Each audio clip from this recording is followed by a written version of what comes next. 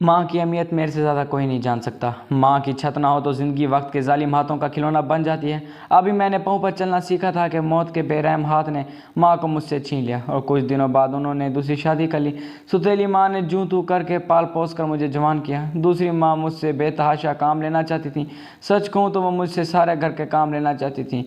जिस कदर हिम्मत मेरे तन तवानों में काम करती रहती थी, लेकिन फिर हिम्मत ने जवाब दिया तो मैं बीमार पड़ गई। इलाज हुआ, जल्द अच्छी ना हो सकी, रोज़ बरोज़ रागल होने लगी। माँ इस सूरत हाल से तंग आ गई।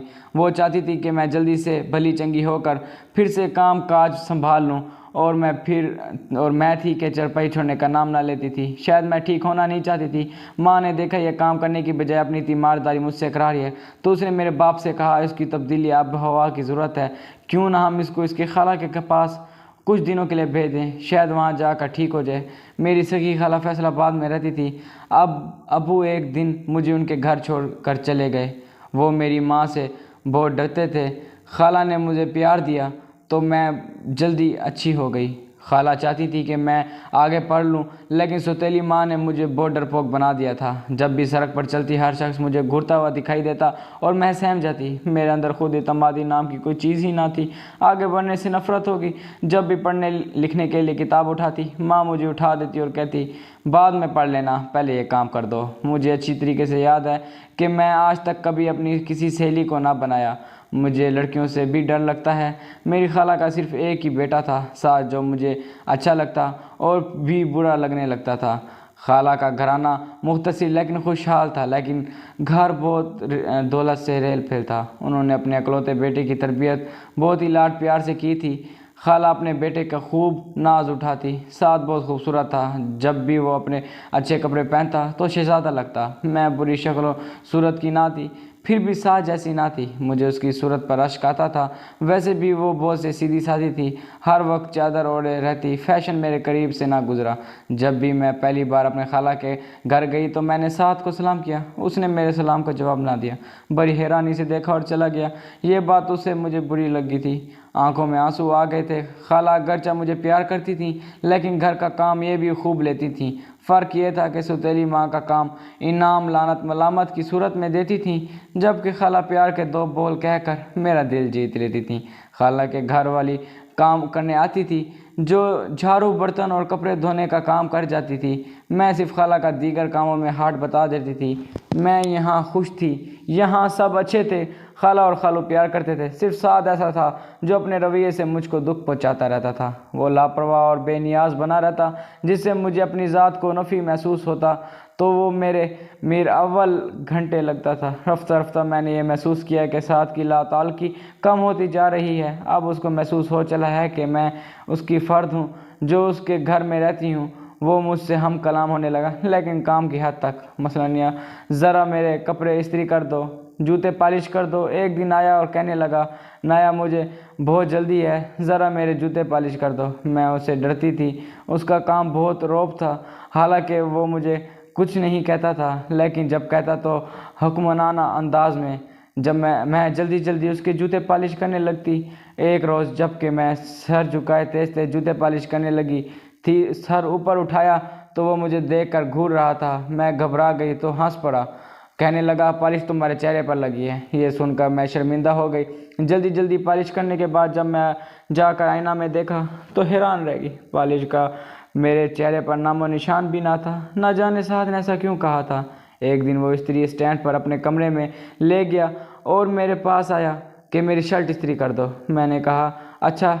जब मैं इस्त्री करने लगी तो वहाँ मेज़ नहीं थी। कहने लगा वो मेरे कमरे में है, तुम इस्त्री लेकर ऊपर चली जाओ। मैंने खाला की तरफ देखा।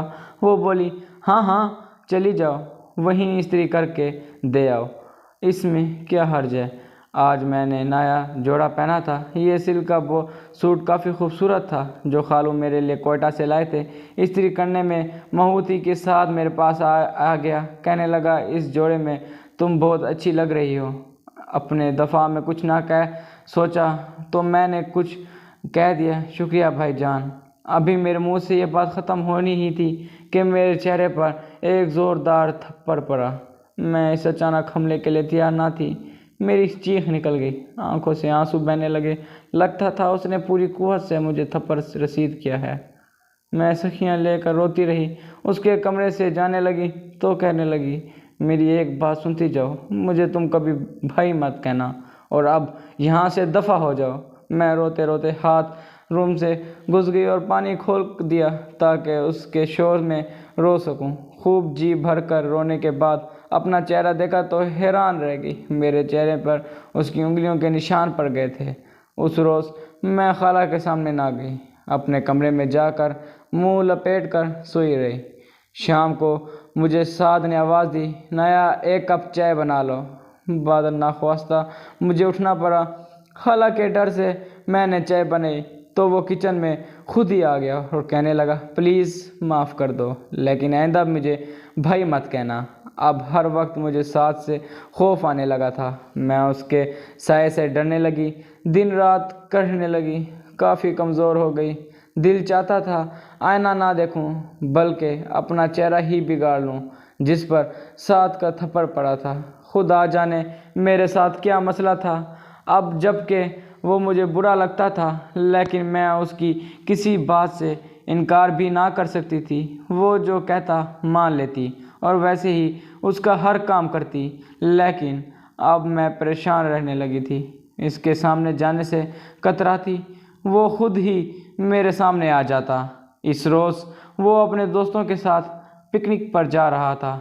خالہ نے مجھے آواز دی، بیٹی تم جا کر سعد کی تیاری کرا دو۔ میں اس کے کمرے میں گئی، وہ بیگ میں اپنے کپڑے رکھ رہا تھا۔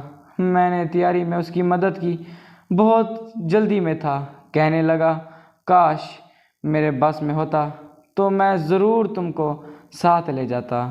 میں حیرت سے اس کی بات سن رہی تھی کہ مجھ پر حکم چلانے والا آج مجھے کیا کہہ رہا ہے۔ یہ تو وہ ہے جو مجھے سخت لہجے میں حکم دیتا ہے۔ اس وقت تو بڑا ہی پرسکون نظر آ رہا ہے۔ جب میرا دل دھڑک کر پاگل ہو جاتا اور میری حالت عجیب ہو جاتی جو میں بیان نہیں کر سکتی تھی۔ وہ مجھے اپنے اشاروں پر چلا رہا تھا اور میں اس کے کہے کے علاوہ کوئی کام بھی نہ کر سکتی تھی۔ انہی دنوں مجھے لینے کے لیے ابو آ گئے۔ میں خوش ہو گئی اور چلو سعد کے تحکم آمیز لہجے کے عذاب سے تو بچوں گی۔ امی بیمار تھیں، ان کو میری ضرورت تھی۔ گھر آتے ہی سارا کام میرے سر آ پڑا۔ پھر بھی خوش تھی کہ سعد کے بارے میں سوچنے کی فرصت نہ ہی ملے گی تو اچھا ہے۔ کچھ دن بعد امی ٹھیک ہو گئیں تو وہ پھر سے فرعون بن گئی۔ ابو نے ماں کا رویہ دیکھا تو مجھ پر خالہ کے پاس چھوڑ گئے۔ خالہ نے بتایا، جب سے تم گئی ہو سعد تب کا گھر سے نکلا ہوا ہے، دیر کو گھر آتا ہے، خدا جانے کدھر رہتا ہے۔ رات ہو گئی وہ گھر نہ آیا۔ خالہ نے کہا، بیٹی میں اور تیرا خالو سو جائیں گے اور سعد آئے تو اس کو کھانا دے دینا۔ یہ سن کر میری تو بھوک ہی اڑ گئی۔ جانے کیوں اب مجھے سعد سے زیادہ خوف آنے لگا تھا۔ خالہ اور خالو اپنے کمرے میں جا کر لیٹے ہوں گے کہ ہارن سنائی دیا۔ دل دھک دھک کرنے لگا۔ میں نے اچانک ایک فیصلہ کیا اور جا کر اپنے کمرے میں لیٹ گئی۔ سعد نے گیٹ بند کیا، وہ صحن میں آیا۔ اس نے مجھے آواز نہیں دی۔ کھانا گرم کیا، کھانا کھایا، پھر وہ میرے کمرے میں آیا۔ اس نے لحاف میرے اوپر ڈھانپ دیا۔ کمرے کی لائٹ جل رہی تھی۔ اس نے لائٹ بند کی اور اوپر کمرے میں چلا گیا۔ ان باتوں سے پہلی بار مجھے احساس ہوا کہ کسی کے اس کے دل میں رحم ہے، میرے لیے کوئی جگہ ہے اور وہ مجھے بھی انسان سمجھتا ہے۔ اس تمام رات مجھے نیند نہ آئی۔ صبح اٹھی تو دھوپ نکل آئی تھی۔ شرمندہ شرمندہ اٹھ کر بیٹھ گئی۔ صبح جانے کب ہو گئی۔ جلدی سے اٹھ کر منہ ہاتھ دھویا۔ نیچے کہ خالہ ناشتہ کام سمیٹ چکی تھیں اور میں چور بن کر کھڑی تھی۔ جا کر دیکھ، تیرے خالو کپڑے استری کرنے والے کو پریشان ہو رہے ہیں۔ جب میں خالو کے کمرے میں گئی تو حیران رہ گئی۔ خالو نے خود ہی کپڑے استری کر لیے تھے اور جوتے بھی خود پالش کر چکے تھے۔ میں نے ان سے معذرت کی اور تو وہ کہنے لگے، بیٹی کوئی بات نہیں، جو آج تمہاری آنکھ میں دیر سے کھلی تو کیا اس گھر کی نوکرانی ہو جو ہر ایک کام لازمی تم ہی کرو؟ ہم کو بھی اپنے کام خود کرنے چاہیے۔ مجھے بہت خوشی ہوئی۔ خالو بولے، سعد سے پتہ کر لو، شاید وہ پریشان ہو رہا ہو۔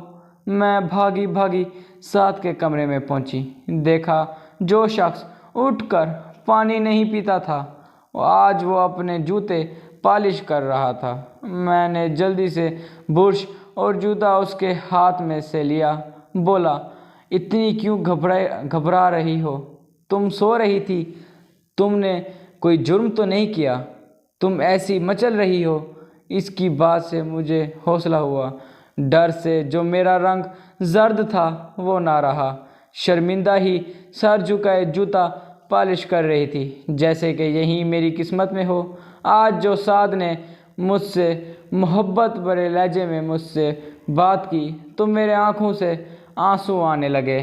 جی چاہتا تھا اسی گھر میں رہوں ہمیشہ کے لیے، لیکن سعد جو مجھے پیر کی جوتی بنا کر سمجھتا تھا، بھلا وہ مجھے کیوں گلے کا ہار بنا سکتا ہے؟ میں یہی سوچا کرتی تھی۔ آج پہلی بار مجھ کو ایک دوسرا احساس ہوا تھا۔ میں کسی اور بات پر سوچنے لگی تھی، شاید یہ لوگ مجھ سے پیار کرتے ہوں اور میری یتیمی کو بھلا کر مجھے وہ مقام دے دیں جو مجھ کو ملنا چاہیے۔ اگلے دن سعد کی چھٹی تھی، وہ اپنے دوست کے گھر سے جلدی آ گیا۔ خالہ کچن میں تھی۔ مجھے خوشی تھی کہ آج میری بھی چھٹی ہو گئی ہے۔ میں بھاگ کر گئی، سعد کے میلے کپڑے اکٹھے کیے اور مشین میں ہی ڈالنے والی تھی کہ شرٹ کی جیب میں مجھے کچھ محسوس ہوا۔ جب کھول کر دیکھا تو حیران رہ گئی۔ کسی لڑکی کا خط تھا جو اس نے سعد کو لکھا تھا، تمہارے دوست ڈاکٹر نے مجھ کو بہت پریشان کر دیا ہے، مجھ کو بہت مشکل میں ڈال دیا ہے، وہ مجھے دوا نہیں دیتا، میں بہت مصیبت میں ہوں، پلیز تم میرے سے شادی کر لو ورنہ میں بدنام ہو جاؤں گی۔ یہ پڑھتے ہی میری حالت عجیب حالت ہونے لگی۔ خط واپسی جیب میں ڈال دیا اور آ کر لیٹ گئی۔ سوچنے لگی، کیا معاملہ ہے؟ کیا وہ سعد کی دوست ہے؟